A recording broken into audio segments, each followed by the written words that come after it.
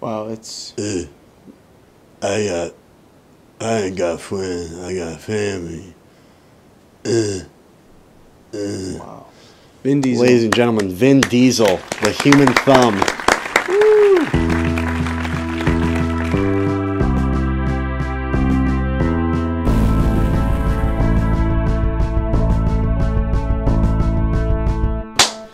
We just saw... Yeah.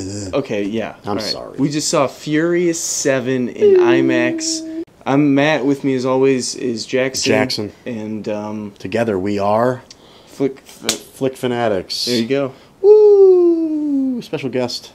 Okay, the synopsis, according to IMDb, for Furious 7 is Deckard Shaw seeks revenge against Dominic Toretto and his family for the death of his brother.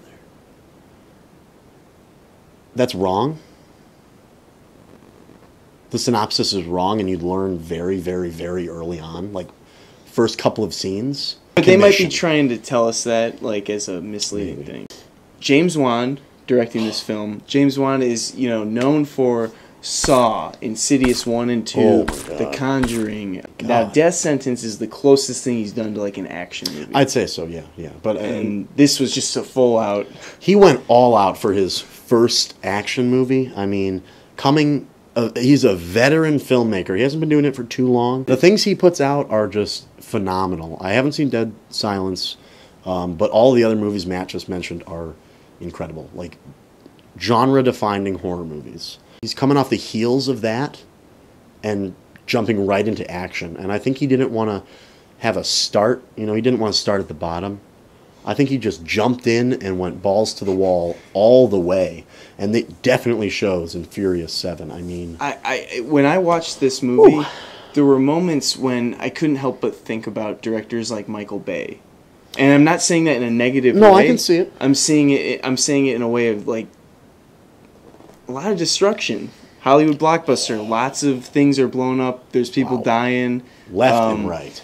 If you can have that craft, like Michael Bay is very talented when it comes to, putting those explosions together. Yeah, exactly. That's what he's best at. You see a movie like that, I think it's either a B or a fly. I feel like it's a B. Yeah, dude, I think you might be right, because I think I saw one in here the other day, and I was freaking out, man. Sort of Michael Bay element where it's just like destruction over the top, but it wasn't necessarily in the same kind of manner. Like, I noticed there were some cars flipping and, like, falling off cliffs and stuff, and I was like, if that car explodes, I'm going to be so fucking mad. Because cars don't explode if they fall off a cliff or crash into something. In this movie, they don't. Yeah, like, there are always reasons. Like, there's a scene where a bad guy is leaning outside of a car with an RPG, and then a piece of metal hits the car, and then it explodes. And that kind of makes a little sense, just because there was, explosives in the car. But there was another car that, like, did a huge somersault over this cliff. Yeah. Didn't explode, and I was so thankful, because I was like, if it's like Michael Bay at all, I'm going to be so mad. That is a B. No way. You're fucking with me, dude. It's gotta be a... Dude, no, I don't like B's. Sure it's a B? Yeah, it's definitely a B. Oh, wait. Yeah, it's a B, for sure. Without a doubt. I don't like that. I don't feel comfortable. Dude. Do you have any, like, raid or anything like that?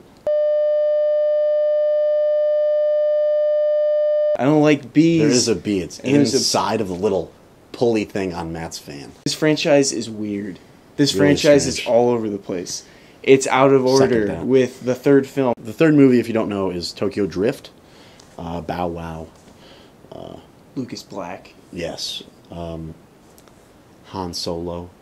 Furious 7 picks up directly after that, almost like right after. Like, seriously, right after. Because Vin Diesel definitely goes to Tokyo. He gets all sorts of, weird, not necessarily messages, but, like, hints that it's, like, right directly after. It was a good way to refresh the memories of the fans of Tokyo Drift. Because that came out in, what, like 2006 or something like that? I think my biggest pro with this film, I gotta say, is just the way it embraces what it really is some of the other Fast and Furious films were... They take themselves too seriously. I think that's a good way to put it. While they did throw humor into, like, basically all of them, just about. Yeah. I felt like this one took that humor and was like, just 100%. You want to see Jason Statham fight Vin Diesel? Well, you're gonna.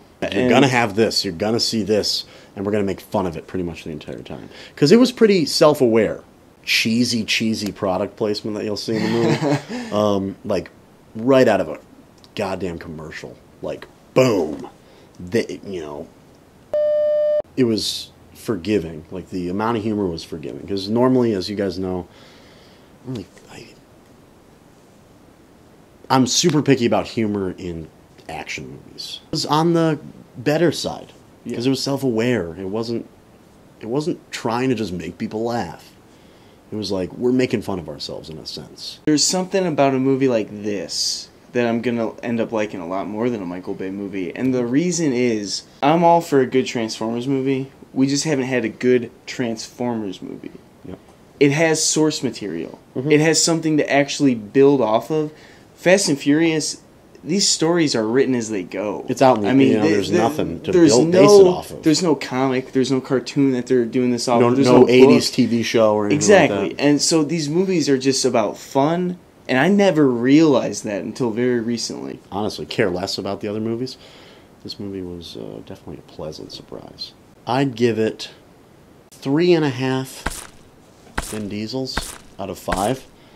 Just because a lot of the times I was just rolling my eyes like, this is fucking stupid. Then other times it was like, you know what? That kind of makes up for it.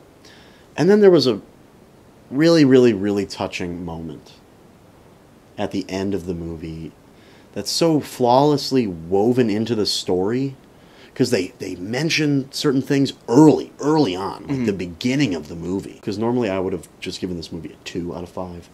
3.5. That gives it a whole 1.5 points. Just because that was like flawlessly intertwined with the movie when they had no foresight on what could have happened. You know what I mean?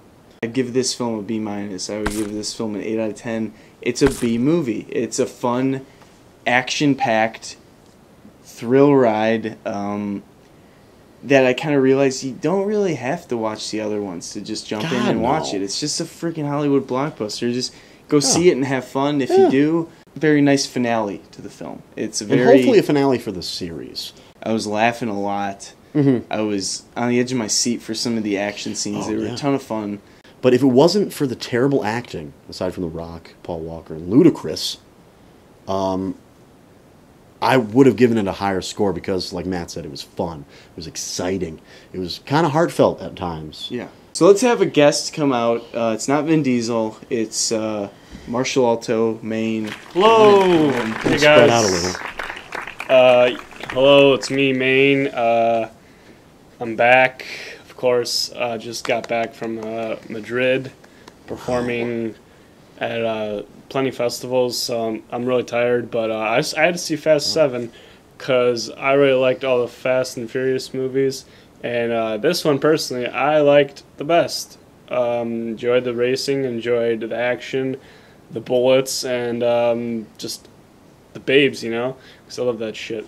I personally enjoyed it, so I might as well sing about it because I just fucking love it. Take it away, Marsh. Here it is. Ride or die, Diesel and Rock. The crew is back, kicking major ass. Burning rubber around the world. Bang, bang, banging. Bad guys. Explosions left and right. One last street fight for Brian O'Connor. Gone but never forgotten. There you have it, people. Thanks. Thanks. I'll sign your shirt later. I'd like to personally rate this movie 4 stars. I'm going to say 4 race cars out of 5. So I thought it was good. Honestly, I liked it a lot. Can't complain. I just loved it. Well, thanks a lot, Marsh. Yeah, to Tokyo next week. So oh wow, Tokyo Drift. Do some little drifting. Learn how to drift. Come back and teach us. Thank you for watching. We hope you enjoyed the review. We hope you maybe check out the movie. Let us know what you think down below. If you enjoyed the video, please like, comment, subscribe. If you want. What we will leave you with an homage to the late Paul Walker. Unfortunately, he passed away right before the movie was done being filmed, and it's really touching. I mean, I wasn't a huge fan of the movies, but just seeing him in that movie, you know, it kind of upset me. Whether he's famous, whether he's just some regular guy, someone died, and it's a really unfortunate thing. And there were a lot of people that looked up to him, I'm sure. Definitely, So, and I really gained a newfound respect for him after watching these movies. I realized that this is a fun franchise that this guy kickstarted. You know, him and Vin Diesel from the start. Exactly. They weren't in every single film, but they were the key pieces to making this franchise one of the coolest action one of ones the biggest around. and longest franchises of movies. I mean, 7 movies. So thank you, Paul Walker. I'm never gonna forget, and I'm gonna buy this movie. Yeah, me too. Support the hell out of it. I had a really fun time. Thanks for the ride, Paul.